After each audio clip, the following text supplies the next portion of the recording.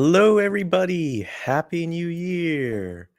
I'm Secular Spirit, and today is a very special live stream that doesn't really have any specific subject or topic in mind. I just thought it would be nice to do something that's kind of like a recap of the past year, some stuff that's been in the news, and uh, I wanted to talk about a few videos that I also posted last year. And yeah, that's pretty much it. We've got a few people in the live chat. I see some familiar names. Hi Wesley, how's it going? Gerwalk is also here. I also see Mojo. Hey everyone, thanks for joining me.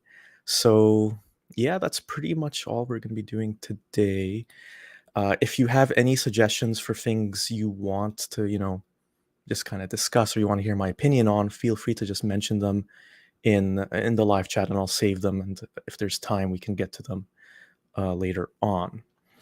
But yeah, so I suppose the first thing to start with is like the big news item. Let me pull it up here, which is the Andrew Tate arrest. So this kind of broke out while I was taking like the Christmas New Year holiday, and I started getting messages from all sorts of people, friends of mine. I guess it was just like the big news thing that was happening. Like, did you hear about Andrew Tate? Did you hear about this? Did you hear about that?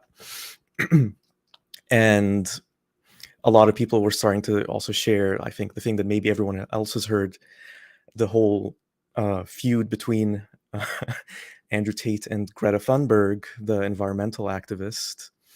And there was this rumor that the reason that Andrew Tate got arrested was because he was taunting Greta Thunberg about how he wasn't going to recycle the pizza boxes that he'd ordered, and the police in Romania, the country that he happened to be in, were able to figure out where he was so they could arrest him when they saw the name of the pizza establishment on the boxes.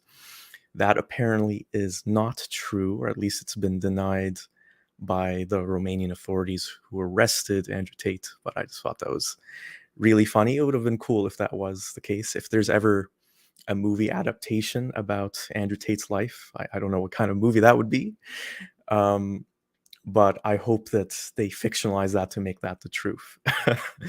But yeah, so I did do a video on essentially the Andrew Tate phenomenon in the Muslim community, and specifically how there just seems to be a lot of admiration for Andrew Tate and the kind of life philosophy he espouses amongst young Muslim men. And I just did this video. The link for it is below in the video description, just on how concerning and perhaps revealing that is about Islam when so many young Muslim men are drawn to Andrew Tate.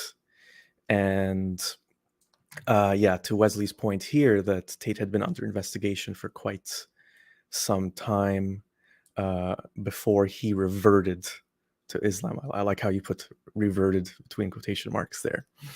So yeah, just to recap for everyone who might not know who Andrew Tate is, it's kind of difficult to explain what he was or what he is.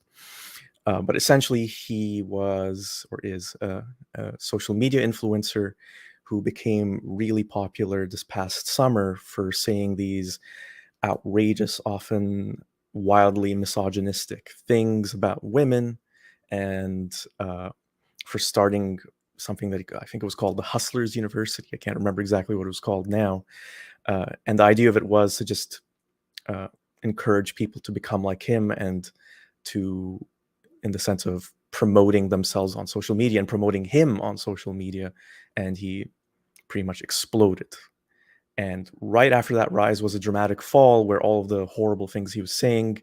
And I will say at this point, it's unclear to me anyway, how much of that stuff is really what he believes and thinks, and how much of it is stuff he just says to get attention, which is, I would say, kind of an interesting and troubling thing about social media as a whole, of, a lot of people probably going out there and saying things and doing things that they don't necessarily believe in, but they know it gets attention, or it drives traffic and gets engagement, which is the big thing now, because it can lead to followers and subscribers, and in the end, money. And that's what Andrew Tate is really all about.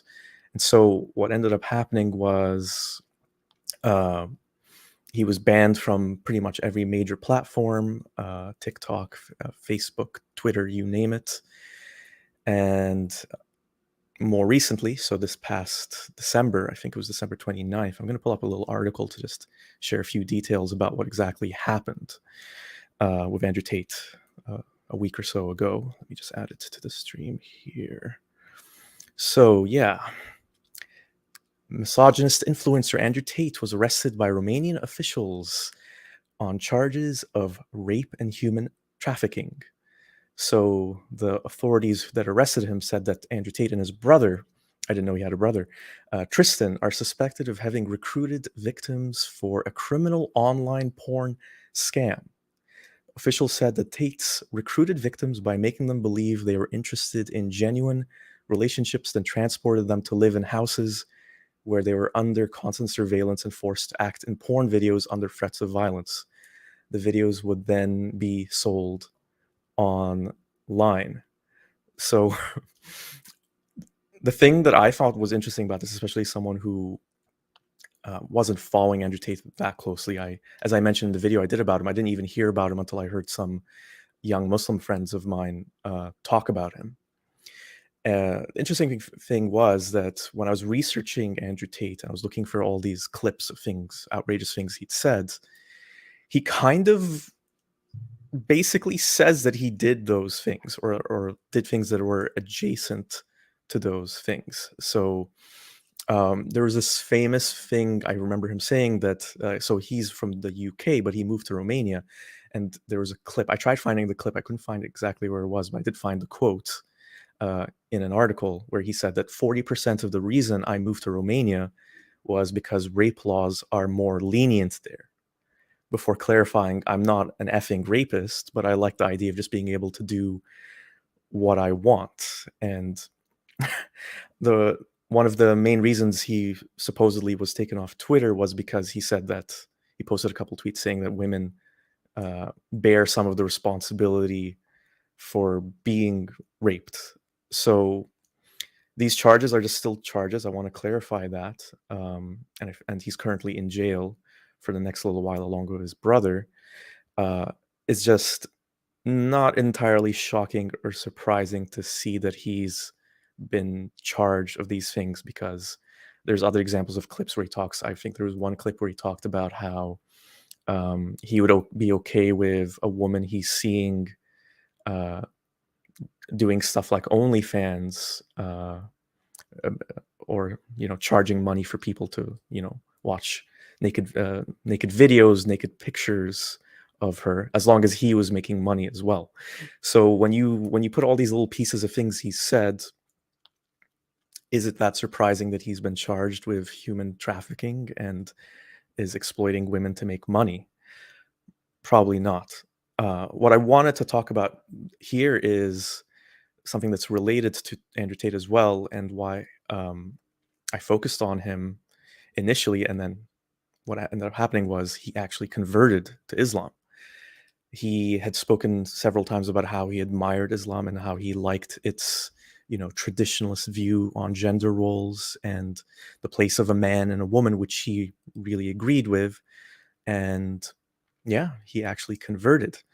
So this caused quite a stir in the Muslim community, because he was now one of them, but had also done a lot of these, troubling things that some Muslims were worried would give people who are outside of the Muslim community the wrong idea about Islam. And a lot of people who were trying to defend Islam were saying what Andrew Tate is all about has nothing to do with what Islam truly is. And I do think there is an element of truth to that.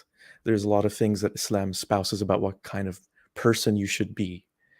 Someone who's humble and modest and not materialist and not driven to pursue money, and who treats people with respect. So these are things that Islam teaches that Andrew Tate definitely doesn't follow. But the question that I wanted to ask in my video, and that I'm going to explore a little bit here, is uh, what is it exactly that draws so many young Muslim men to Islam, and what is it that drew young Muslim men to Andrew Tate, and how is that connected to Islam? And what is it that drew Andrew Tate to Islam? Was it just like seeking attention? I would say it's a kind of an unusual thing to seek attention. There were a couple of things I found from, Muslim journalists and pundits explaining their views on the whole thing. I'm going to pull those up in a second, but I'm just going to see what people are saying in the live chat. Wesley says Muslims have had a couple losses lately from Andrew Tate to Jordan Peterson. Oh wait, wrong one. And Wesley also says Tate equal famous. That's good enough to promote Islam. And isn't that one of the most important things in Islam? Anyways, well, yeah, you could make that argument of, like there's no such thing as bad publicity. I don't know. In this case, I feel like it has to be an exception because of just the negativity that's swirling around Andrew Tate. And I think there's like a lot of genuine fear amongst Muslims that this will taint Islam to a certain extent. I mean, he is just one individual, but that is, I would say, a genuine concern. And hi, Kat. Thank you. Kat says, I like the background. The color-coded books are satisfying. Okay, thank you very much for that. So yeah, let me just find these other articles I wanted to share with you. So these are basically opinion articles that Muslim journalists wrote about the whole thing with Andrew Tate. So let's see, let's pull up the first one. Okay. So this one is published in Al Jazeera, and it's from Egyptian-British journalist and author Yusra Samir, titled Why This Muslim is Pushing Back Against Andrew Tate. So there's really only one thing that I wanted to highlight here. So she talks about how Tate converting to Islam was a blow to Muslim women like herself, and how they all side, like the Muslim community side in relief that Andrew Tate was banned across every major social media platform. And she talks about how this trend has been worrying. The thing that's missing in this opinion article, and I think in a lot of stuff that Muslims have talked about in terms of Andrew Tate and his connection to Islam, is why are they drawn to Tate? So the only semblance of culpability this article has is something that she throws in at the very end, where she says, we as a community have to acknowledge that we also hold part of the blame for Tate's popularity among some of our male youth. Watch all the careful wording here. Our madrasas, Saturday schools, and households are often lacking when it comes to educating our Muslim youth on healthy relationships and on respecting girls and women from a young age. We need more and more Muslim men to join us in pushing back on misogyny in all its forms, online, on campus, at home, on the streets, and in the masjid. So I would say that's like a noble thing to say, but why? Like what is the root cause? What is the root source for this? Like, why is this misogyny in place? If you talk to Muslims like this journalist, their idea is it's this influence from the West, it's corruption from the West, it's this issue of young people who are maybe feeling lost, and then they're being taken under the wing of these social media influencers who are just exploiting them for money, for attention, and who have horrible values that have nothing to do with Islam. So to your point, Wesley, yeah, it's not just the youth though, but that's how it's been framed. I would accept saying that it's a mostly youth issue, or like it seems to be predominant, even though I don't have statistics, but that just seems to be the case just because of Andrew Tate being really popular on things like TikTok and even to a certain extent on YouTube, which are predominantly used by younger people, although that is changing. And yeah, I don't know. So Nazon75 says Islam stating to show its truth, and Muslims are better than Islam. So this is the concerning thing, that maybe we need to look at Islam and see what things within it might be endorsing or encouraging this attitude uh, of misogyny, or being drawn to someone who encourages misogyny. And yeah, when I did the video, I kind of did like my previous video on Andrew Tate. I did this little game that was just meant to illustrate how there are troubling similarities between even a figure like the Prophet Muhammad and things he said and things that Andrew Tate has said.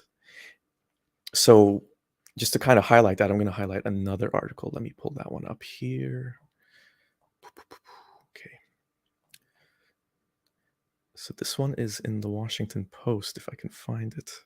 Or did I close it? Shoot, I think I closed it. Okay, never mind. So I'll just read it here. Okay. So this was in an article that was in MSNBC, I think, by another Muslim journalist, Wajahat Ali. And what he says is that Islam encourages radical forgiveness, and Muslims are encouraged to think best of their brothers in faith. Yet I still can't shake the suspicion that Tate's conversion was merely a religious faith washing of his notorious and violent brand of misogyny. Okay, so I have an issue with that. I'm going to read the rest of what he said. So he continues and says, although he might be reciting the Quran, he's still performing the same old hate. It doesn't take an expert on world religions to know that men have historically used and abused religious texts to dominate and subordinate women with a celestial stamp of approval. Okay, so as a few examples, and these are examples I grew up hearing when I was still Muslim as a kid, that the Prophet Muhammad did chores in the house. He helped his wives and was self-sufficient. In fact, his first wife, Khadija, was older than him, had more wealth, was his employer, and initiated the courtship. If the Prophet Muhammad were alive today, Andrew Tate and his fanboys would mock and reject him as a beta cuck. Okay.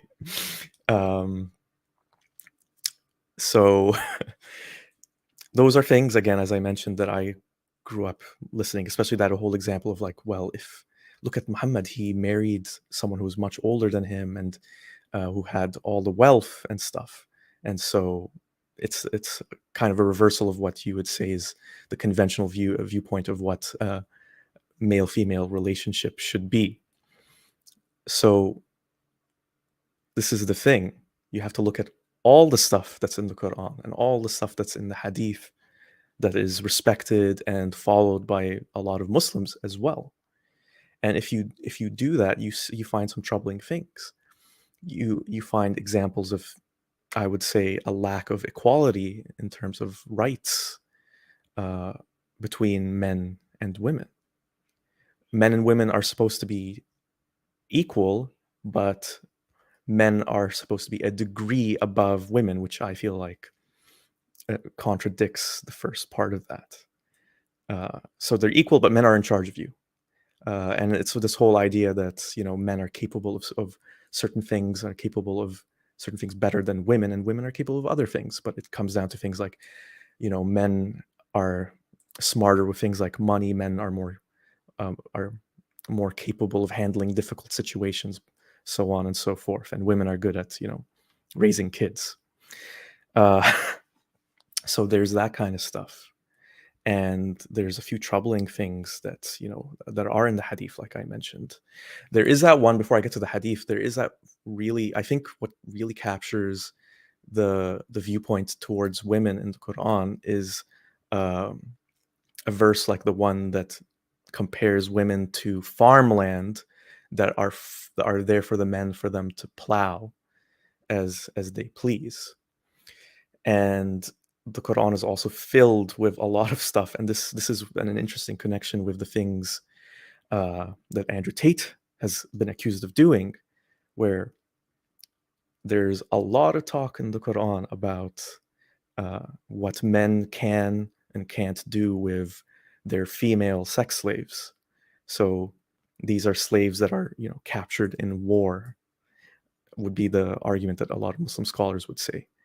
and so it's permissible for Muslim men to have these sex slaves and to have sex with them as they please. And Andrew Tate is someone who is accused of running a human trafficking ring, of exploiting women, and also accused of raping at least one of them. So, is there a connection there? I'll leave that for you to decide. I just think it's pretty interesting. So, here's a few examples that I highlighted in my video on Andrew Tate of things the Prophet Muhammad had said. And again, it just captures this viewpoint on women that I would say is very toxic in a way that's similar to the toxicity you'll see in the things that Andrew Tate says. So there's one hadith where the Prophet says that after me, I have not left any trial more severe to men than women. And the woman, this is another hadith, the woman advances and retires in the shape of a devil. So the argument being, so when one of you sees a woman, he should come to his wife so that you're not tempted by this devilish woman. So the women are a source of consternation. They're a problem. And there's also this hadith that's in which the Prophet says, it is not wise for any one of you to lash his wife like a slave, for he might sleep with her the same evening. So this is kind of like the best it gets with a lot of these hadiths in this, perspective from 1400 years ago. So the Prophet Muhammad is encouraging men to treat their wives well by approaching them from this perspective of, well, if you hit her, it's kind of going to be awkward if you just sleep next to her. Not that you just shouldn't hit her because it's wrong, but it's just going to make your life difficult. And let's, skip past the whole part about like lashing like a slave, which apparently is a thing, and then the culture at the time as well. Yeah, so I'll just take a break here to see what people are saying in the live chat. Oh, Robert is here as well. Hi, Robert. Robert says, just like ISIS, they think hating women makes them the best Muslims, but they practice temporary marriage, mutilate corpses, uncredentialed fatwas, etc.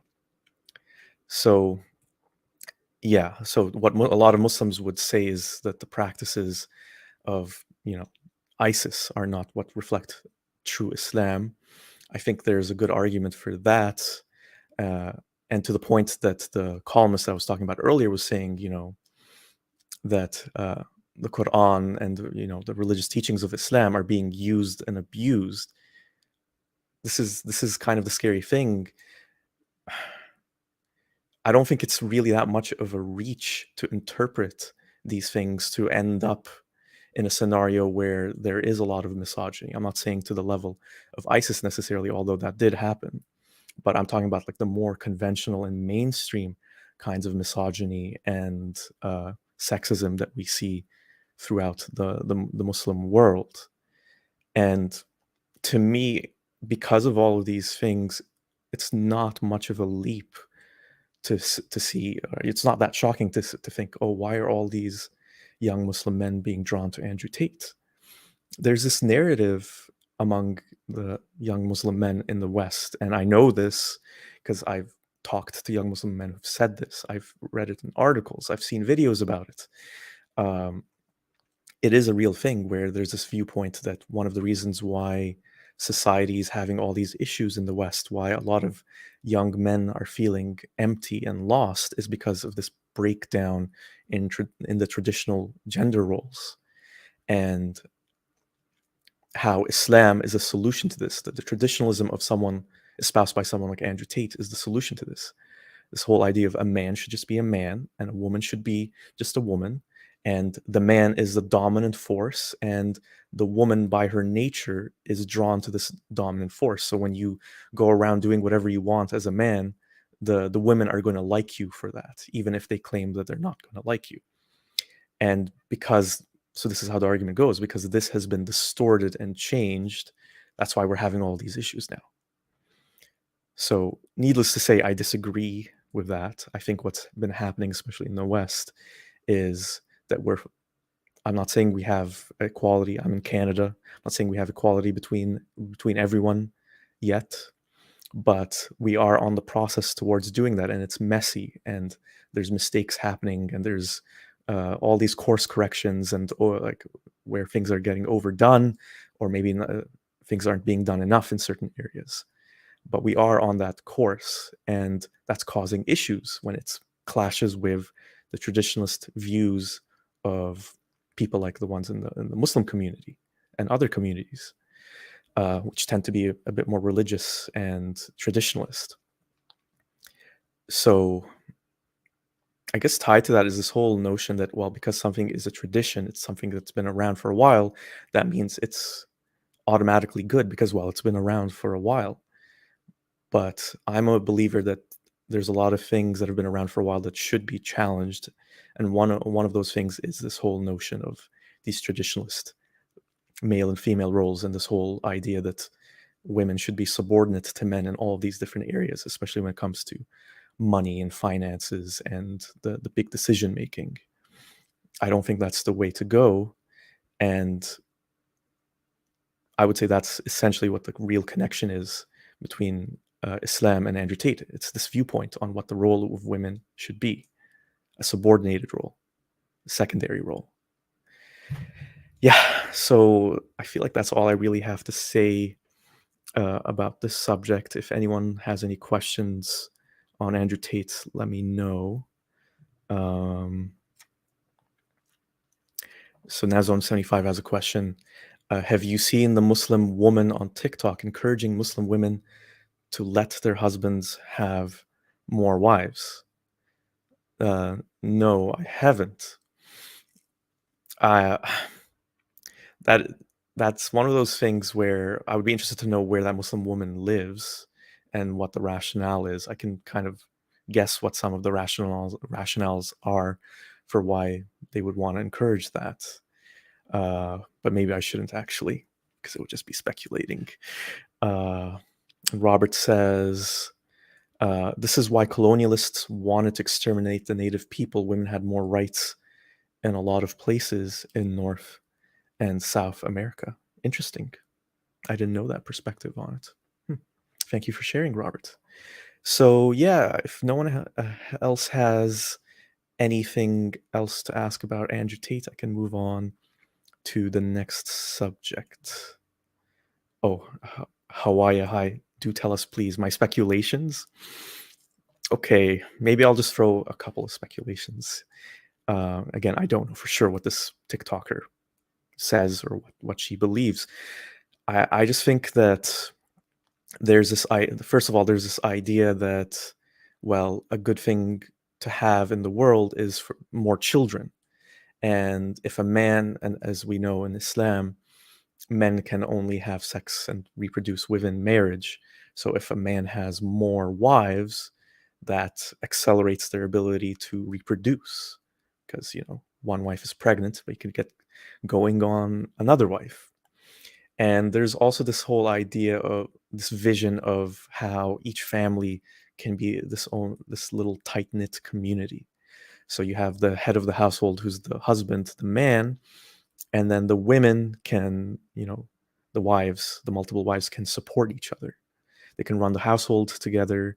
They can help each other take care of their kids if one of them is sick or one of them is pregnant. They can help with the delivery of children. So it's like a little mini community of BFFs, I suppose. And Nazon clarifies that men were built to desire. So the TikToker says that men were built to desire multiple women. So that's an interesting perspective. So it's kind of tied to this whole viewpoint that men are just men. They just like wanna have sex. So one of the best ways to control that desire to create a better society is give them more women that they can lawfully have sex with the multiple wives. I can see the point in that. Yeah, I would say that makes sense to me to kind of look at it from that perspective. So yeah, you're welcome, Hawaii, for sharing my speculations.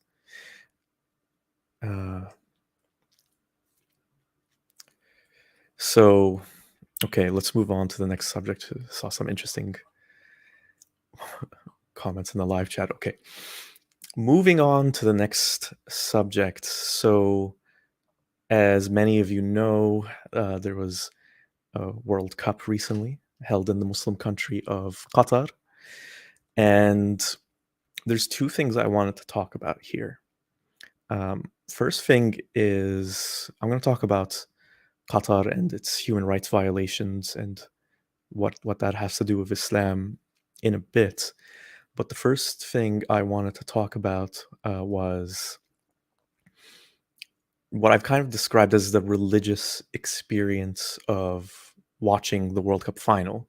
And I put religious in between quotation marks because it's not quite like the organized religion sense of like a religious experience.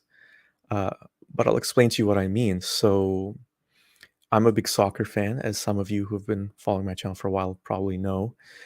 And I watched the World Cup final with someone who, with a friend who has no interest in soccer, has never watched the World Cup final, doesn't really know how the game is played, doesn't understand all the nuances of the game. It's completely foreign to this friend of mine. And so she was someone who entered this new world that she knew nothing about.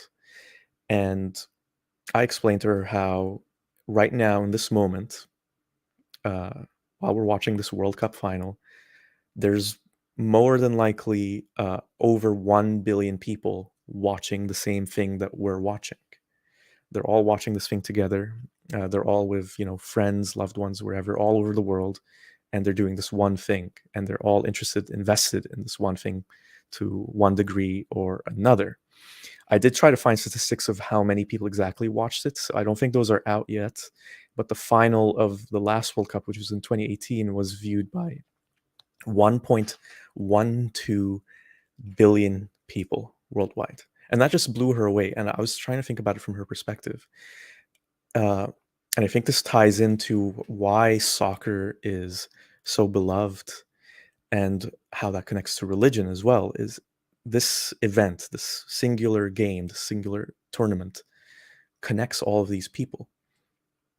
So everyone is connected to this one thing. They're all experiencing it together. And I think there's something in our nature as, social beings that really is drawn to that, that feels power in that. And it helps us feel like we're part of a bigger whole than ourselves. And I'm not going to get into this too much, but I also explained the narrative to my friend, the narrative of uh, what of the teams in the final. So you have Argentina with one of the greatest players of all time, Lionel Messi, who actually lost in a World Cup final 8 years ago. And I was explaining how, when that kind of thing happens, you never know if you're going to get another chance to win it again. And I explained how for all these players' lives, these things, this game, this World Cup is so important in the countries where they come from, a country like Argentina and a country like France, which is where their opponents in the final were from. This is something that their entire lives have been building up to, these moments. And the game ended very dramatically in a penalty shootout, which is essentially a coin toss to see who wins. And it's so powerful to get caught up in those emotions because you have this whole powerful juxtaposition between the winners and the losers, and there's a narrow margin between that winner and that loser when you get to that stage. And she was just blown away by how much that must have impacted, let's say, someone like Lionel Messi to lose in a final and then finally get that chance again to win a final and actually do it. And we just sat and watched after the game was over, after Argentina had won, just watching the celebrations of the players and their families and the joy and ecstasy of the fans watching in the stadium. And I think it's interesting because while many people are leaving religion, there are a lot of things that still have a lot of significance. Let's say like a soccer game, someone's favorite soccer team, someone's favorite soccer, like someone following their country in a soccer tournament or hockey or basketball, whatever it happens to be. I think it comes from the same root, this need to connect, this need to be with a lot of other people, celebrating one thing. This need to be part of something is so important to all of us. And I've always felt that that's one of the reasons why a lot of people are drawn to religion. Because let's say okay, let's go back to like the soccer example. You go to a party, and much in the same way, like if you said, I'm a Muslim, and you meet someone who's a Muslim, then you have this thing you can connect with. You have these shared ideas and beliefs and interests. You can befriend someone even if you don't know anything about them, and you won't be alone in that party. In that party, same kind of thing with soccer. You just go to this party, you don't know anyone, and you find out this one person loves soccer. Instantly, you can connect. You have like a shared language, and we live in a materialist world now, an increasingly materialist world, where a lot of us spend our time doing things we don't necessarily want to do to make money, to be able to survive, and we're increasingly getting detached from each other with social media, the internet, and especially with this pandemic the last couple of years, we're literally separating ourselves. And so there's more than ever before, there's this yearning for this connection, even though we're supposedly all connected in all these ways with technology, but like a more meaningful connection, things that we actually value. And so this is an argument that some religious people say, well, this is why we need religion, organized religions that we've had in the past, like Christianity, Islam, Judaism, Hinduism. This is why we need those things. But my viewpoint is, if you just look at the example of the World Cup final, it doesn't necessarily have to be an organized religion that provides us with this connection. It can be, like I said, just shared values, shared interests, a way to just bridge a gap between two strangers. The reason why religion is so powerful in this regard, aside from it being around for so long, is because it has all these claims about the meaning of life, the meaning of our existence, and where life came from. But if we have a mentality where we accept that there's a lot of those things that we don't really know, and we don't really know why we exist, there may not be an actual purpose to our lives beyond the ones we give ourselves. If we let those things go and leave them as mysteries that we might solve in the future, I don't know, and just focus on what unites us, without appealing to a god, we can have those experiences that fuel us, that connect us, that bridge divides, without ever having to resort to an organized religion. And I think you can really see that in something like the recent World Cup final. What an amazing thing that there's a billion people just all watching this thing. I think that's amazing, especially because it's just a game. It's just a game, and people get caught up in that drama and the ecstasy of victory, the tragedy of loss, and it's kind of all captured in there. Like, it kind of captures all these elements of life that we go through, just in this microcosm, this extreme microcosm of this one game. So yeah, that's my thoughts on the final. Let me just check the comments to see what people are saying. Robert makes a very good point. We have to learn to channel that group desire in a healthy way, which may or may not include religion, depending on the person. I totally agree. Yeah. Okay. All right.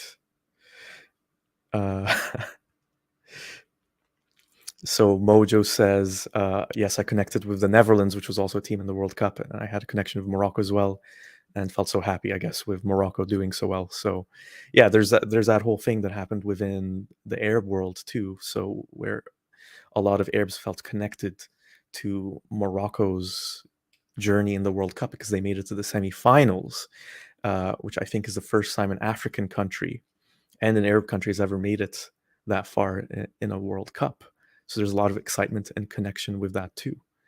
So the last thing I just wanted to talk about in terms of this subject is something that was very controversial and in the news a lot in the years leading up to the World Cup, which was it being hosted by the country Qatar. an Arab Muslim country, and all the various, I mean, aside from the stuff about them most likely bribing their way to get to the World Cup in the first place, um, but all the alleged deaths that have happened amongst the migrant construction workers who basically built the infrastructure and the stadiums for the World Cup to happen. So I've seen a few numbers around circulating on the internet of how many of those workers died. I've seen one number being like 6,500, with the real number probably being higher. And I think the official number is something like 400 to 500. So this is the number from the Qatari authorities themselves. So I grew up in the UAE, in Dubai specifically. So that's a country that's near Qatar. And the thing that's a similarity and that I could observe was just the horrible working and living conditions of a lot of those construction workers, where they tend to just be thrown together in these, I wouldn't even call them apartments, just like living quarters that don't necessarily have ventilation or air conditioning, and we're talking about really hot countries.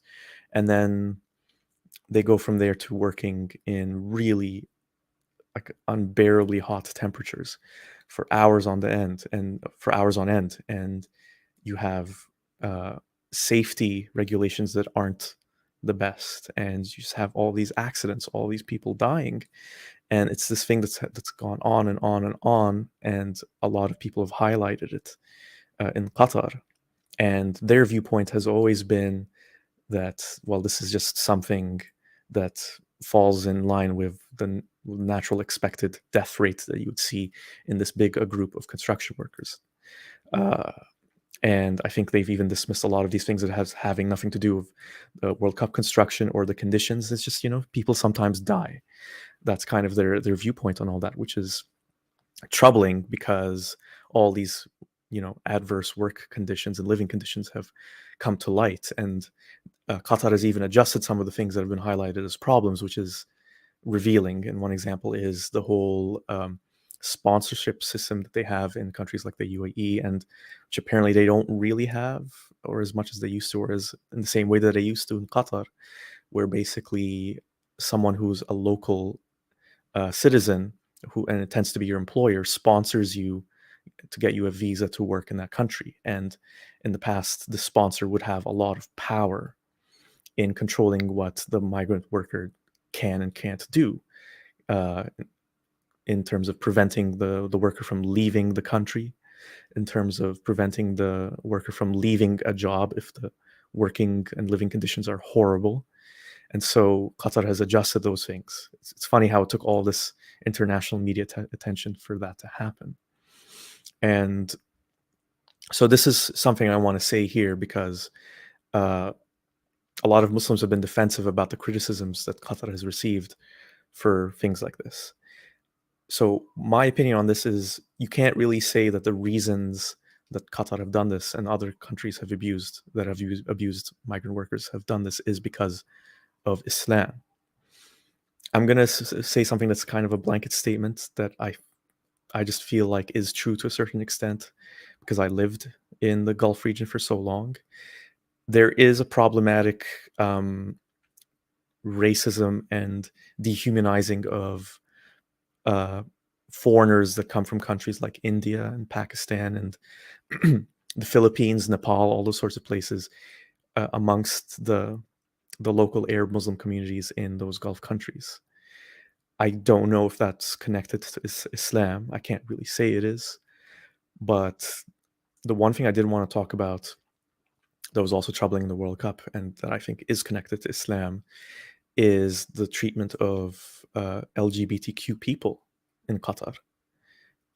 Almost from the get-go, when the World Cup started, in I think it was November of last year, all these news reports started trickling in of how uh, LGBTQ people who were in Qatar as tourists were being harassed, questioned. Some of them were being arrested.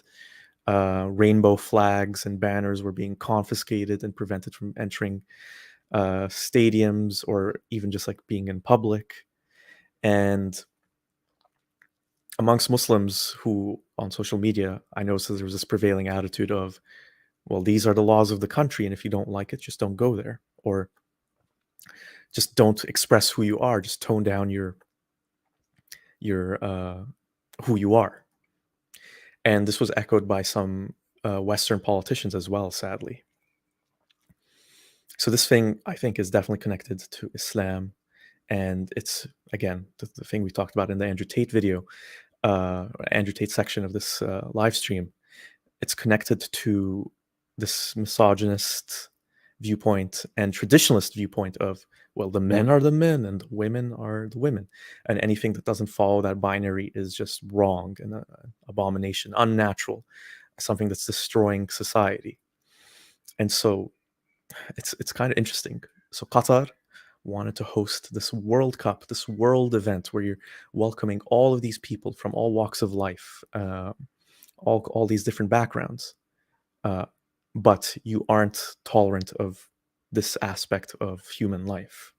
I think that really says it all about a country like Qatar. Some people have criticized um, FIFA, which is the soccer organizer for the World Cup, for giving the World Cup to Qatar because it's almost like tacitly legitimizing the homophobia of a country like Qatar, where you can go to jail for homosexuality, where sex outside of marriage is criminalized. Uh, but I think it's actually a good thing because Qatar wanted to get all this PR, they wanted to get all this attention, and they got what they asked for. Like they got all this attention highlighting all of the horrible things that exist in their society, the human rights violations of all kinds. And I think it's a good thing because now a lot more people are aware of these issues, and they can see for themselves how these things could potentially be connected to Islam when it comes to the case of like homophobia specifically. So yeah, that's my viewpoint on that. Slightly related to this, Nazone75 asks, what are my thoughts on Cristiano Ronaldo, who's considered a soccer great as well, on joining a club in Saudi Arabia, which is a much more stringent society when it comes to men and women and their rights than probably Qatar, and that definitely the United Arab Emirates, where I lived. He did it for the money. I mean, in the end, soccer players are just people, and they're just motivated by the same things that anyone else would be motivated by if they're, just pursuing pure materialistic ends. He definitely doesn't need more money. And I think it's also an element of he probably couldn't get to go to a decent European team where he could continue competing at the highest level. And when that couldn't happen, his plan B was, I'll just cash in. So in that sense, for someone like Cristiano Ronaldo, I don't think he really cares about the morality of, well, should I be supporting a country like this that treats women like they do, and so on and so forth. For him, it's just a materialist agenda. Although I do remember, I can't confirm this for sure, but I do remember reading just the other day that Cristiano Ronaldo has a girlfriend who he isn't married to, sorry, and he was apparently given a special permission to live with her, even though they're not married. So, if that's correct, that's pretty interesting. So Mojo, I don't think I can answer this question of yours. If someone else can, feel free to do so in the live chat. So Mojo asks, what is your view on the Deutsch channel that linked, I guess that's German, you mean? That linked Moroccan football players with ISIS? I love the German channels. This was a huge mistake for my part. What do you think? I can't really comment on that because I'm not really sure about the details. So if anyone knows about that, feel free to just mention what you think in the live chat. So next topic. So I wanted to give you all an update on this dilemma I had, and it's connected to the most recent video I posted. So to summarize for anyone who hasn't seen the video, the link for that video is also in the video description below. What happened was I came across this social media post from a Muslim woman who's a niqabi. She wears a niqab. and who lives in a Western country. I've kept all the other details anonymous just to protect her privacy. Uh, so what happened was she faced this problem at her workplace. There was a work trip that required her to travel a certain distance, and she practices Islam in a way in which she would need a mahram, a male companion who acts as a guardian of sorts, to come with her on this trip. And she was worried about telling her, her boss about this, telling her company about this, because what are they going to think? What are they going to say? But she ended up, but she didn't want to miss the trip either. So she ended up just telling them. And their reaction was actually very supportive. And they paid for her father to accompany her on this work trip. They paid for his transportation, his accommodations. And she made this post celebrating this instance as an example of, a wonderful example of inclusion and celebrating diversity in her company. And when I saw that post, it just really saddened me. I expand on that in the video if you want to watch. It just made me sad. And one of the things that I was debating was I was just so curious to know more about why she follows this practice, why she thinks it's a good thing. Like, why is it a good thing to have a male companion escort you if you're traveling? I wanted to know things like what is her viewpoint on men in general? What is her viewpoint on a society like the one that she lives in, where men and women kind of intermingle and uh, connect in a freer way than I suppose an Islamic society would like or encourage. I wanted to know how this sort of thing impacts her romantic life. Not because I want to intrude on her life, but because always with these sorts of things, and I'm speaking from my own, personal experience of Islam, where I had all these beliefs and then realized afterwards how they negatively impacted me. I always wonder, Muslims like her, have they thought about these things? Have they looked at them in a critical way? How do they justify those things? In her specific case, how does she justify this kind of limitation on herself?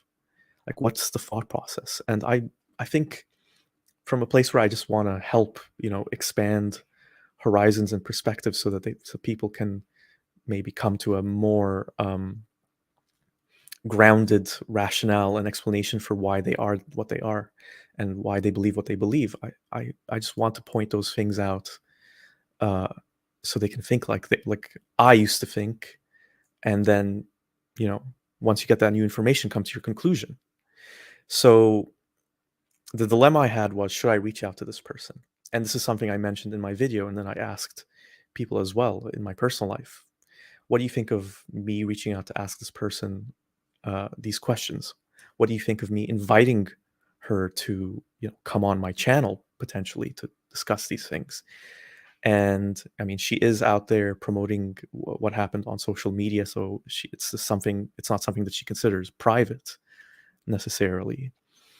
But I felt weird about it because, I mean, I've talked about Muslim figures in the past, but these are public figures who, they're doing videos, they're speaking publicly for an audience from a specific point of view, where they're endorsing Islam as da'wah men, I guess. For the most part, that's who I've talked about. But this is just like a woman. This is just like a person who posted something on social media, on her social media. So in that sense, it was a little different. So I was a bit skittish about doing it. So to summarize, most people said, why not contact her? Like, there's no harm in doing that. And she can decide what she wants to do. If she wants to talk to you or she wants to appear on the channel. So I've been thinking about it a lot, and I'm 98% leaning towards just reaching out and saying, I'd be curious to have a conversation. We can just have it be a private conversation. It doesn't have to be anything more than that. But if you'd be interested in sharing your perspective with my audience, then wonderful. But if you don't, I totally understand as well. I think one of the problems that I have observed in the connections between ex-Muslims and Muslims is that there isn't much of a constructive dialogue. There isn't much real conversation happening. A lot of it is people just assuming things about the other person and then insulting them. Uh, I've had a lot of me personally, I've had a lot of uh, private message chats with Muslims who reach out to me. It's almost always them who reach out to me, where they accuse me of all these things, where they make all these assumptions and um, put a lot of words in my mouth, or just assume all these negative things about me. And to not just say that this is a thing that's from Muslims towards ex-Muslims, I think ex-Muslims as well are guilty of that on many an occasion. So because of that, I don't think you really get a good dialogue of understanding and empathy between the two sides. And speaking as an ex-Muslim, I can understand why it would be difficult to show understanding and empathy to a Muslim when they're saying all these harmful things about you, when they're judging you, and when Islam caused a lot of suffering in your life. And from the Muslim perspective, I understand it's difficult because ex-Muslims are criticizing and devaluing this thing that is most important and valuable to you, the thing that is the foundation of your life. And so, of course, you're going to become defensive. And of course, you're going to be hurt. So, I really want to increasingly just have these more meaningful conversations with Muslims, and I think this is a good opportunity to do that with this Muslim woman, and to kind of find a shared common ground. In the end of the day, I don't really want to um, just make a Muslim not be a Muslim anymore. It's not as blunt as that. What I would like is to share ideas and arguments in a way in which people can come to their own conclusions. And my belief is that armed with more information and an open, unbiased perspective, a lot of Muslims wouldn't be Muslims anymore. And I think that that would be a good thing, to be honest. And Muslims can disagree with me on that, and many of them do. Yeah. So if you have any thoughts on this subject, on if I should or shouldn't reach out to this Muslim woman, let me know. Yeah. Let's see what people have to say. So Wesley says the thing is she has a choice. Many don't. So this is a thing that I was also wondering about, like in terms of choice. So she's a woman who lives in the West, and for all intents and purposes, appears to have done this of her own volition, of like wanting to have a male guardian escort her when she travels. And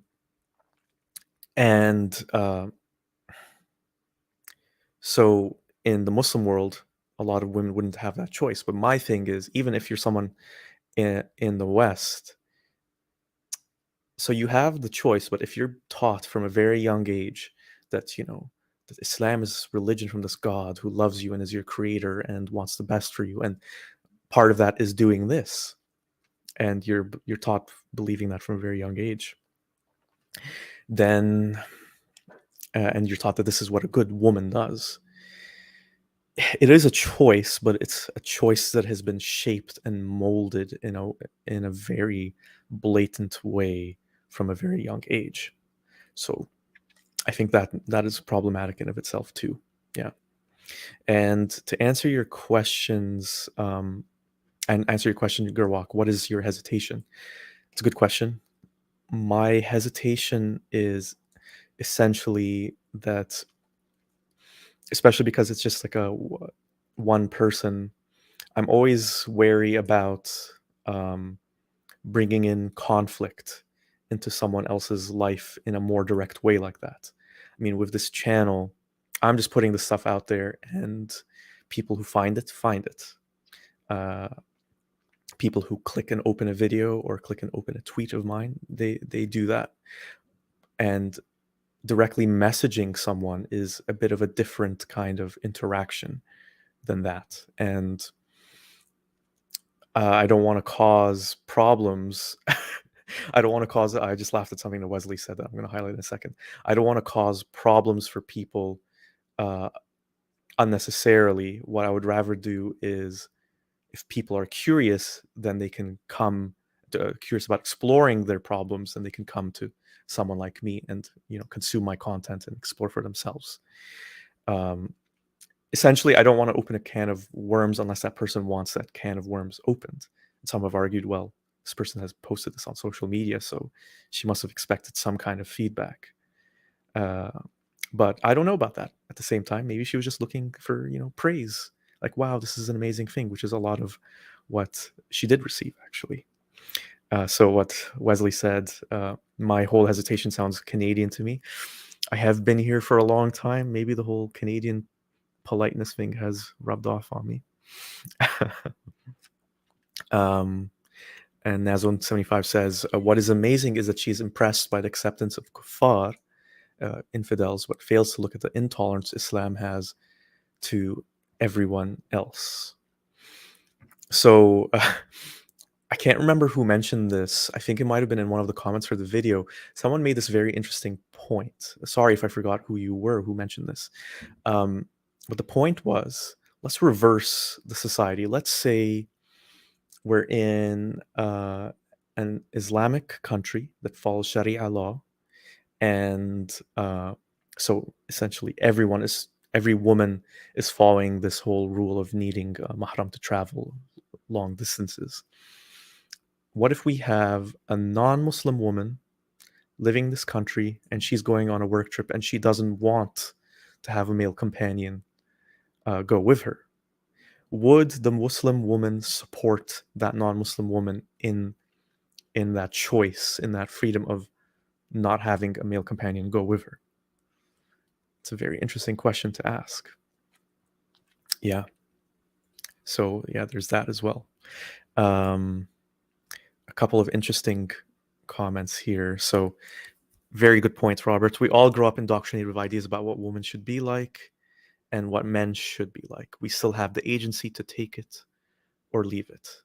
Yes, I totally agree with you. And this is like a thing I mentioned in my video, that I'm not saying she shouldn't be able to have Mahram go with her. That's her choice, and I wouldn't impinge on her choice. To me, it's a question of asking questions, debating, communicating ideas and arguments, and letting people come to their own conclusions, and then to take or leave what they want of their own volition.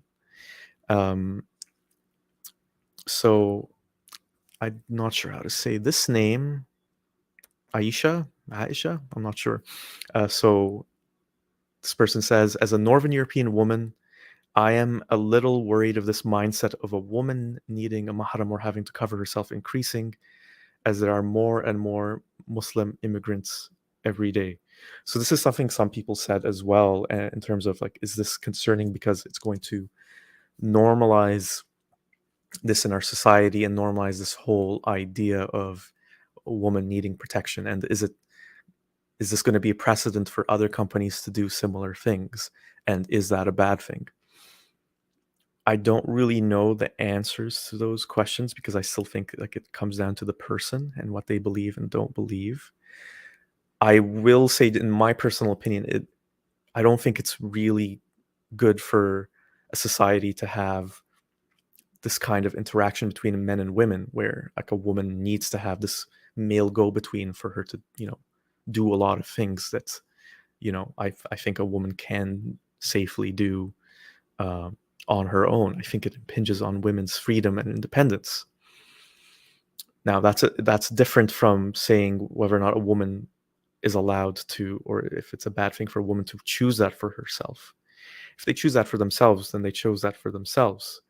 But again, as I mentioned earlier, it comes down to the motivations and reasons for that. Yeah. And Gerwak says, thanks, act to protect her identity, alter her voice, block her image, or interview her in a black space. Yeah, whatever it ends up being, I will definitely be careful to not have her identity be revealed. Robert makes a good point. It might also make her uncomfortable for a non-mahram man to reach out to her. It does. Yeah, and Mojo says, we should learn about the long run as well. I mean, our ideas need to still create a society that is long-standing. Our ideas should give a hint that as society we be helped, we I'm not sure what you meant at the end there. Sorry. All right. Okay. So thank you for your insights and input on that. Let's move on to the next subject. So these are just things I've kind of wanted to talk about for a while. I thought, should I make a separate video about it? But I decided let's just talk about it here. I might end up splitting this live stream into shorter videos and posting them separately. So yeah, so these are a few that I might do that for. And this topic is, would I date a religious person? Okay. So I kind of worded it a little bit openly like that. By the way, for anyone who is an atheist or an agnostic in the live chat, feel free to share your viewpoint on this as well. So for me, I left it a little bit open in the labels. So like a religious person, I think there's different kinds of religious people. So what I would say is, I don't think I could seriously date someone who is very religious, has very conservative viewpoints on certain things like sexuality and the meaning of life, because it would just mean that we have very, very different values. But at the same time, I think there's a lot of people who are religious in a more spiritual and more open-ended sense. So people who don't necessarily believe in a theistic God, people don't necessarily believe that there is a heaven and a hell, and people who don't necessarily affiliate themselves with a certain religious tradition like Islam or Christianity or whatever, but they still view themselves as religious, and they might actually believe in a God, but this God could be something more abstract, like the universe is God, or the oneness of everything is God. So someone like that, I would be much more open to dating, because I feel like even though they might use some wording or language that I wouldn't use, there's more common ground there's more potential for common ground in terms of values and what we want in the world, and what we envision as a good world, than might be the case with someone who's a bit more of a traditional and connected a bit more to a specific religious tradition. So Robert says, I stopped dating atheists for a while because my atheist exes were super negative and unsupportive about my religion. Now I'm happily married to an atheist. Very interesting. Yeah. I guess it comes down to the person as well sometimes, and their attitude. Yeah. Because if all you ever say is negative things about what a person believes, then that's going to become very difficult. But if you have an open heart and open mind, then it is possible. And I know for sure that there's relationships, like happy, successful relationships, where one person is an atheist, the other person is a Catholic, or one person, I haven't heard of this specifically, but I'm sure it exists, where one person is a Muslim and one person is an atheist. So I'd be very curious to know how they handle certain things, like how do you raise your kids when you have those differing viewpoints, but people make it work. And that's like another point. So when it comes to dating a religious person, uh, you have to think about those like bigger, more long-term questions of, for like, in the more short term, would we be able to have sex outside of marriage? Would we be able to be physically intimate outside of marriage? And then once you get further down the line, like, is marriage necessary for you? And how would we raise our children if we had children? These are all very interesting questions, and I think one of the reasons I would hesitate to date a religious person, because I feel like there would be a lot of impasses in those sorts of things, so it's probably best to not get involved in the first place. And I suppose there would be a lot of red flags for me as well if I meet someone, maybe I don't know they're religious, go on a first date, and they start saying things like, "Oh yeah, homosexuality is an abomination," or "Yeah, those I don't know, Jewish people are gonna all burn in hell," or insert other religion here. Then that's gonna be like a big, uh-oh. I mean, I'm saying these things as extreme comedic examples, but the sad thing is there's a lot of religious people that have those sorts of beliefs, and they would become issues. Yeah. So Wesley says that he has an atheist friend who's dating a Muslim. Needless to say, it's complicated. I might ask you a bit about that next time we chat, Wesley. Um, and Soleil, apostasy. I think I remember you, Soleil. Hi. And Soleil says, "Hello, I'm agnostic. I would not date a Muslim woman because I would have to marry her immediately after receiving her father's blessing. It's haram to date." Yeah, this is the thing. Like, I'm just talking about Islam specifically. Like, there is a dating thing in amongst Muslims, but it's not the same kind of dating as oh, we went on this date here, and then we went on another date like the following week, and that's something that can drag on for months. It's more of like a courtship thing, where you meet with your various supervising chaperones, and it's more almost like a business transaction of this is this is my checklist of things I am and checklist of things I am looking for. What are yours? There isn't that room to more loosely and freely explore. um, that might work for some people, even if they're not necessarily religious. I don't think that would work for me, and I don't think it would work for a lot of people. So Nazone75 shares, my wife was a new Muslim convert while I was in deconstruction. I'm now atheist and she is agnostic. She will get there. Okay. All right, you're an optimist. We shall see. Okay. Robert shares, there's a couple in my city where the father is an Israeli Jew and the mother is a Palestinian Muslim. They're raising their daughters to be super religious. Which religion? Super religious. I'm not sure what you mean there, Robert. If you want to expand a little bit more on that, I'm curious to know more. And Gerwak says, I supposedly know a man who claims to be atheist, who is married to a Muslim woman. Both grew up Muslim. I think the male's view on deities wavers, though. So yeah, there's all sorts of things. I think I'm a bit more confident and certain that I definitely couldn't marry a very religious person. Um, Dating, I think as soon as I found out that they were very religious, like if I found out that someone I was interested in was a practicing Muslim, um, I would end it right away. I probably wouldn't see them if I knew that, to be honest, but just because there would be so many issues that we would need to resolve. It probably be a waste of time for both parties. Might be interesting to get to know the person, but dating them is a different thing. Yeah. So on to the next subject, kind of related. Uh, this is something I've sort of talked about in bits and pieces over the past year or so, but I just wanted to mention it a bit more directly. Um, why I didn't convert to another religion after leaving Islam. This is something a lot of Muslims who have contacted me have asked me.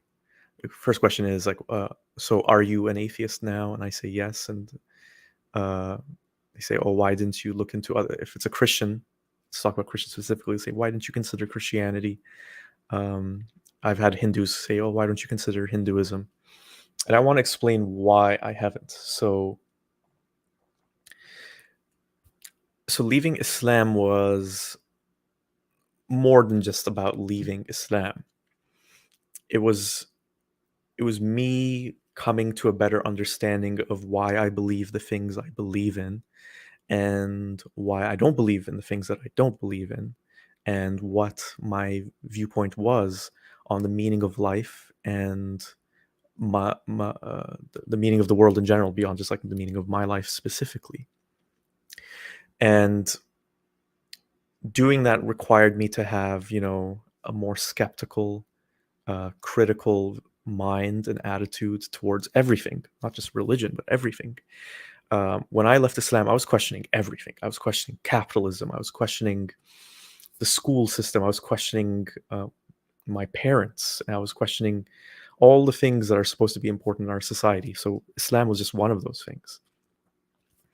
And I was trying to get to a point where I wanted to understand better who I was and what my identity connected to, and what were the things that were external forces that were foreign to my own identity. And one of those things ended up being Islam. But in a more general sense, one of those things was um, unfounded uh, beliefs surrounding the most important questions in life. So, questions like, where did we come from? Why am I here? What happens after death? Uh, when I was Muslim, I had certainty on all of these questions. I had certainty on their answers. And part of letting go of the certainty that Islam gave me is letting go of the certainty that any of the religions gave me on any of these things. And so the connection between, let's say, the biggest religion besides Islam, Christianity, the connection between those two religions, Christianity and Islam, is, from my perspective, when I was learning about Islam in a new light and looking at it in a critical way, I was also doing the same thing for a religion like Christianity. And I could see that they both had the same problems in terms of them really relying on blind faith and bad evidence for their truth. And I saw that a lot of their claims on things like what happens in the afterlife are not really founded on anything tangible. You just have to believe them. And I also saw how a lot of those things had very negative impacts on the world, and how I couldn't disconnect that from the supposedly positive things that they were being. Now, obviously, what apologists will say is, well, it's not the fault of the religions, it's the fault of people who've corrupted them. It's like the flaws of the people, not the flaws of the religion. But I could clearly see the connection between the two things, the harmful religious teachings and the harmful behavior of the people who follow those religions. And so, because of that, I became very wary of anything that claims to answer all of these big questions. Like, I want to know why. How do you know this stuff? Like, what is the evidence? What is the rationale behind this? And I could just see that a lot of these religions that have been around for so long, and let's talk a little bit about Hinduism and Buddhism. And Buddhism is one that I found particularly interesting because you could maybe argue in its most simplistic form, it's not really a religion. Um, I could see how these things have been around for a very long time, and they have all these ideas around existence and how it works and what's behind it and all that. Uh, for those ones, the best argument I ever received was, these are just apparent and self-evident truths that if you just look within yourself, you'll know that they're true. And that even comes to something like specific, like something like reincarnation. Trust your intuition, trust your feeling, and you'll know that it's true. And I could see that this was the same language that was used when I was Muslim, where, take idea A and give it to people and say, this idea is something that you can feel is intrinsically true. And the problem is that even a man-made idea that has potentially nothing to do with what the actual answers are could be perceived to be this intrinsic truth. And I always found that problematic. Now, with that being said, I do find Buddhism very interesting in a lot of ways. I never seriously considered converting to Buddhism, becoming a Buddhist, but I liked a lot of its ideas around the nature of life. How, if I was to just uh, summarize it quickly, how it focuses on this whole notion of suffering, like how all of our problems come down to suffering, and how Buddhism offers a way to, become enlightened and release us from the suffering. So I thought that was really interesting because I would say that's something that's, is observable uh, as a reality. We're surrounded by suffering, and I could see how this idea of suffering taps into what a lot of the religions talk about. We see all the suffering, so what's the solution? Um, but instead of prescribing a solution as, you know, it will all be good in the end, you're going to go to this afterlife where everything will be perfect. My understanding of the Buddhist viewpoint was that if you just release yourself from those things that give you suffering, the suffering will just go away. It doesn't really go anywhere beyond that. It's not promising you like a heaven in that kind of, narrow sense of what you see in Islam of, um, you'll go there and there'll be all these fruits that you can eat, all these women you can have sex with, and you'll have a really nice house, blah blah blah blah.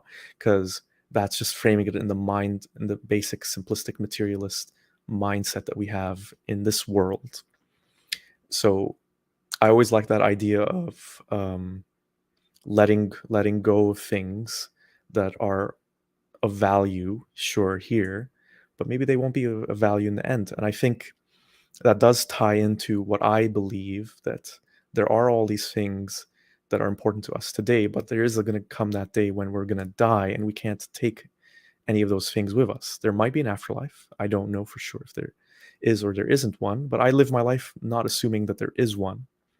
So I think that whole element of letting go is really important, because I think when we let go, a lot of our problems that really give us a lot of suffering um, stop giving us as much suffering, because we just remember we're these humans, limited humans. We only live for a short, brief time, and then we die, and the world goes on. Our thoughts, our ideas, and our impact continues after our deaths, but we don't continue.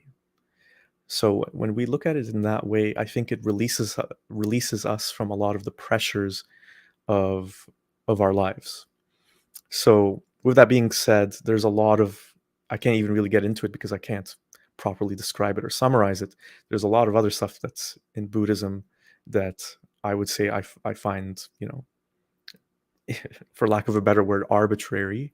And my sensation is it's stuff that's just been around for a long time and people have just preserved it, and you could arguably change it or amend it, but just because it's been around for a long time, it's just there, entrenched. So a few comments here. Robert, thank you for sharing.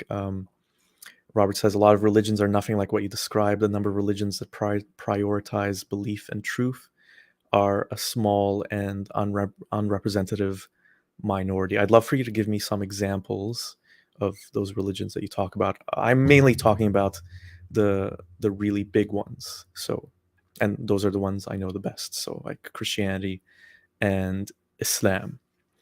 And Robert adds, people forget that belief-based monotheism was spread recently by conquest. The majority of religions are practice-based and may include atheism.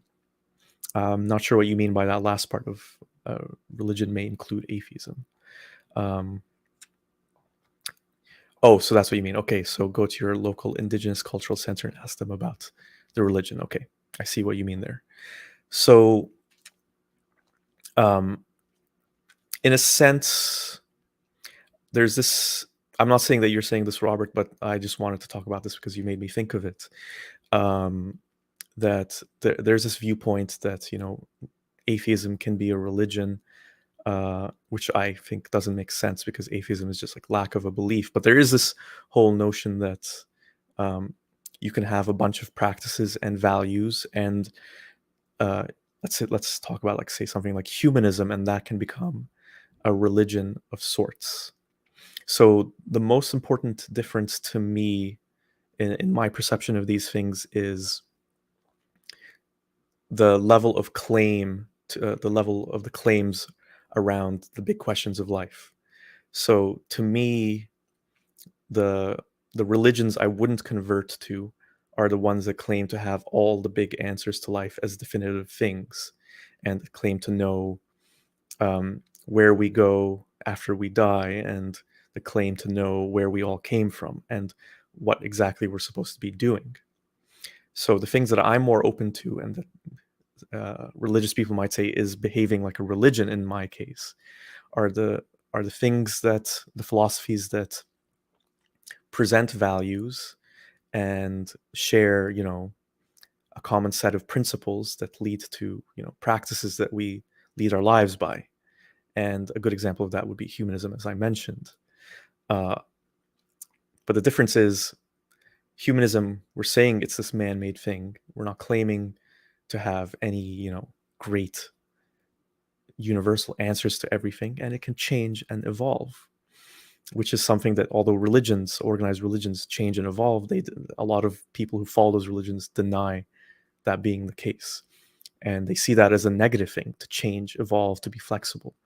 But I think that's a powerful thing, actually, because when things don't change and evolve, they become dogmatic.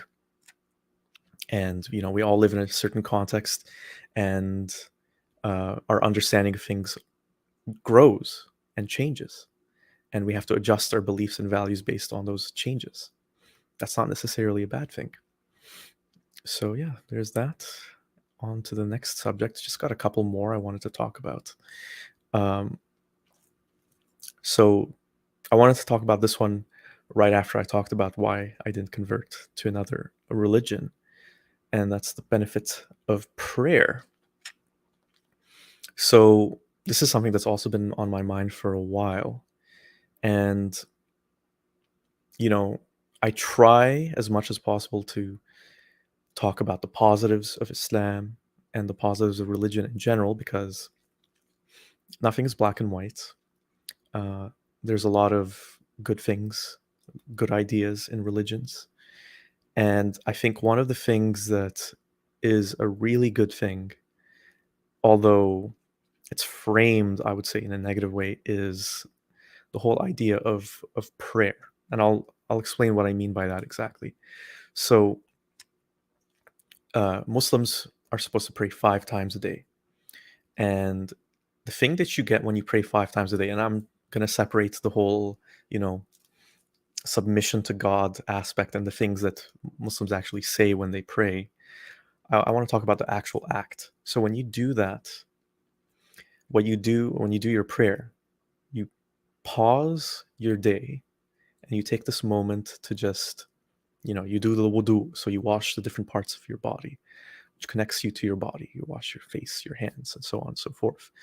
And then you just do a couple of very simple physical movements, and then you just like sit with yourself in your head for a few minutes, and you repeat that 5 times a day. And in that sense, I think prayer can really take the form of a positive type of meditation that, just speaking from my own personal experience and just seeing the world that we're living in now, I think we can all benefit from. I was actually at a party last night, and I was talking to a friend about I think it was yoga specifically, and the subject kind of came down to how difficult it is to just like sit still and be in a yoga pose, for example. And it made me reflect on how there's so many days where, and I think a lot of us are in this position where you wake up and boom, right away you check your phone, you check your notifications, you might watch a video, you might start playing some music, um, you turn your TV on and the news is going off, and there might be music playing at the same time. And from that moment on until the end of my day, there's always some sort of usually electronic stimulation hitting me. So I'm working on a computer, and then I take a break by watching a TV show or listening to music on my phone, and I'm messaging people on social media. And this whole thing doesn't stop for an entire day. And then it hits me that I've been simulated to this extent when I go to bed at night and everything's turned off and I'm just sitting and there's just this silence. And the silence is something I haven't experienced that entire day, except maybe if I'm taking a shower or something. Um, and I think that's a bad thing because when you constantly have all the stimulation, you don't have space to just think and reflect and um, be with yourself, be just in the moment. There's always something distracting you. And so the amazing thing that a prayer can do, let's strip the prayer of all all substance beyond just like the act of, as I said, sitting down, doing these motions, is it gives you that space. It gives you that time to reflect, to think. Um, and in a weird way, I think that's a good thing that can be adopted by people who aren't religious, people are just atheists, um, as a form of you know giving yourself that opportunity to just take a break uh, and escape from the hustle and bustle and just have like a moment of quiet to recharge and go on with your day. And there's a little comment here from Mojo. Uh, so this is where the problem with, let's talk about the Muslim prayer specifically, comes into. Mojo says that Islamic prayer gives me anxiety or fear that I may have done uh, the prayer without. I'm not sure what word you're referring to, but I get the idea that because I had this whole feeling too that you didn't do the prayer properly. So that additional aspect of fear is a bad thing. Some might argue that, showing gratitude to something bigger than yourself is a good thing, and like being submissive and having humility before something else is a good thing. I, I'm a bit torn on whether I agree with that or not. I think there's a danger to always, showing gratitude to something like a god, because then you get caught in this whole thing of expectation of this god and fearing this god. And when things go your way, you credit the god instead of yourself. And when things go wrong, you blame yourself because you failed this god. Uh, but I do like the idea of, not taking yourself so seriously. And as I mentioned in the previous section, of just letting go of things. And if we do those things in these like little prayer meditation sessions, I think it will lead to a better feeling. And this is something I can speak to from experience. I haven't been good with it lately, but I do have spurts where I do take those meditative prayer-esque breaks, and I've never regretted doing it. It's just, I think a lot of people can relate to this. It's hard. It's weirdly hard to just stop everything and just sit and reflect. There's many times where I do it and I can just feel my brain, whirling at a million miles a minute, thinking of this, thinking of that. And it's because it's become accustomed to constantly having that stimulation. And I can't imagine what it's like for kids who've just grown up with technology and constant access to the internet. I mean, I didn't have that, and I'm facing this challenge, so I wonder what they're facing. Um, so Gerwak says, I think people can adopt the components of prayer and realize the benefits of the activities without adding a supernatural component to it. Yeah, I exactly agree with that. Yeah. And Roberts shares, I believe in God, but I don't give my father credit for my work. And let's see what else we got here. Mojo says, if I'm done with praying, so bizarre nagging stays in my head the whole day, maybe sometimes. I'm sorry, Mojo. I'm not sure I understand that one either. So I have to be honest, there's two more topics I wanted to get to. One of them I might save for a separate video, also because I feel like I'm losing my voice a little bit. So I'll just finish off with the last one, which I was saving in case there were enough people who wanted to share. And it's the topic of New Year resolutions. So I'm not really a big New Year resolution kind of person. I rarely ever, intentionally think of things that I want to be my resolutions for a new year. But I did think of a few for this year. And if anyone wants to share their New Year resolutions in the live chat, please feel free to do so. Uh, but as far as my New Year resolutions go, um, so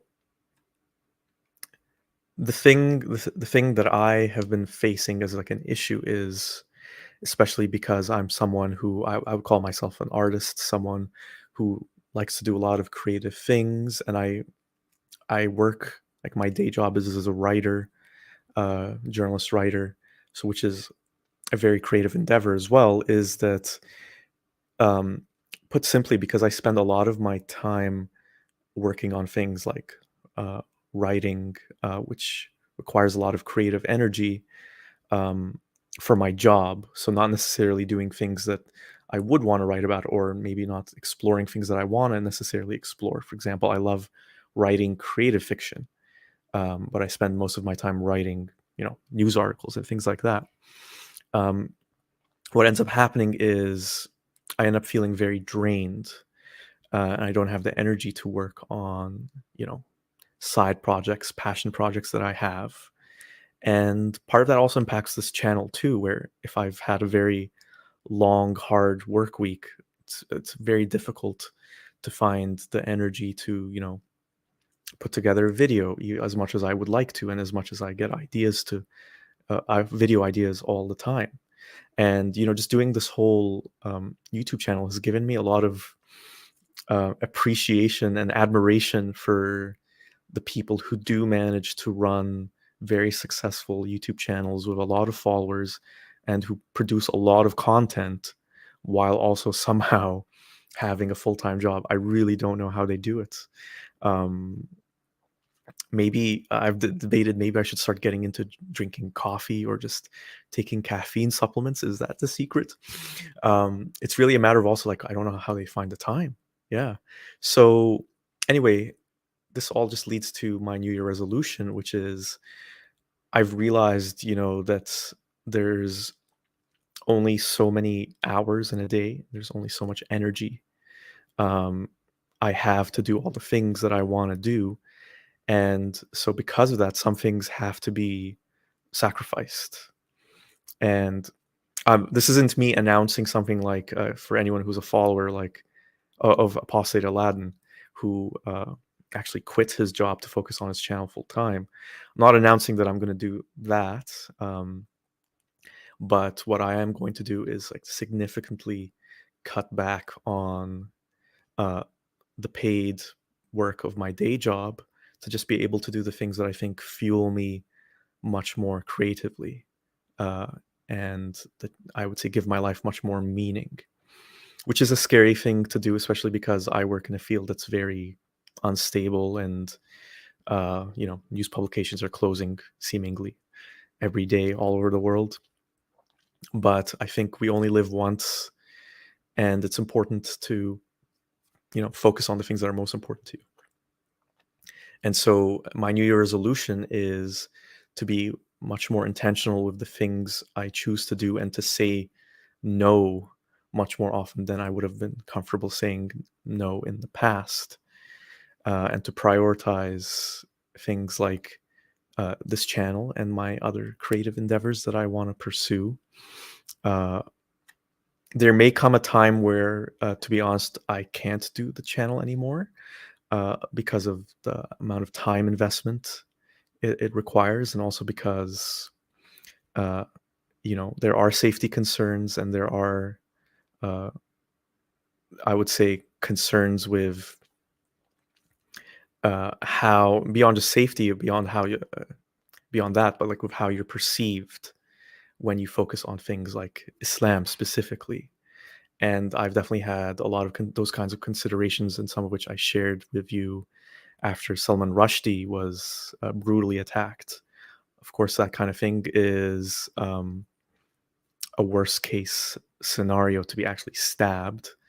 But it is always this thing that's on the back of my mind, not in terms of being assaulted, but in terms of the negativity that can impact you in your life and your career when you talk about those things.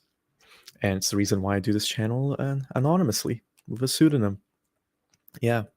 So there's that in terms of my New Year resolutions. Just be more intentional and say yes to the things I really want to do more and no to the things that don't inspire me as much.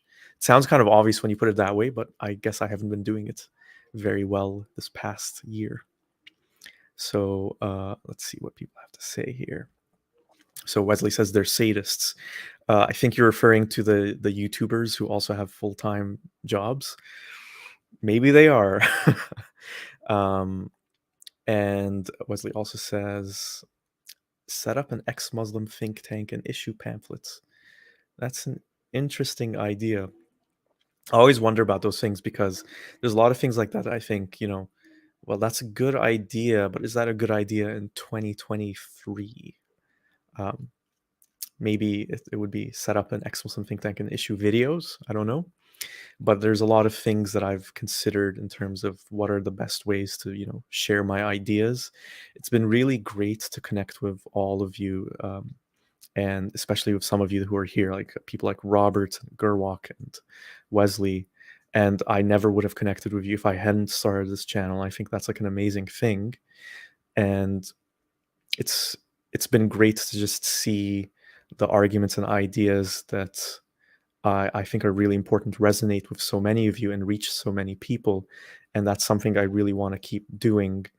Um, but if I have better ideas on how to reach more people and connect with more people, I will be pursuing those. But for the time being, the channel will continue. And there's a lot, believe me, there's a lot more stuff that I want to talk about. And Gerwalk, thank you again for joining me for this. You've been here from the very beginning. I really appreciate that. Gerwalk says, you might be busy living life, so that could interfere with your YouTube channel. I appreciate your efforts and work. Good luck realizing your resolutions. Well, thank you very much, Gerwalk. So anyone want to share their new resolutions before I sign off? This is your last chance. Robert has one. My goal this year is to become more competent in Semitic languages, especially Judeo-Arabic. So I can read, I never know how to pronounce this name, Maimonides. That's my best guess. And yeah, okay, Wesley, you can tell me your new resolutions when we chat next. Sounds good. All right. So thank you everyone for tuning in. If you liked this video, please subscribe to the channel and also like this video. And just a reminder for everyone too that I do have a Patreon as well. Here, if you just see below, here's a list of my various patrons. The link to my Patreon is in the video description. I really appreciate any support you can give me. As I was mentioning earlier, the more support I get for doing this channel financially, the more I can devote time to it instead of doing all the other various things I do to, basically make a living. So yeah, thank you again, everyone, for tuning in. And yeah, thanks, Robert. Maimonides. Okay, thank you for that correction. And Happy New Year to you, Robert. All right. Hope all of you enjoy the rest of your Sunday, and I'll be back with another video soon. Take care, everyone.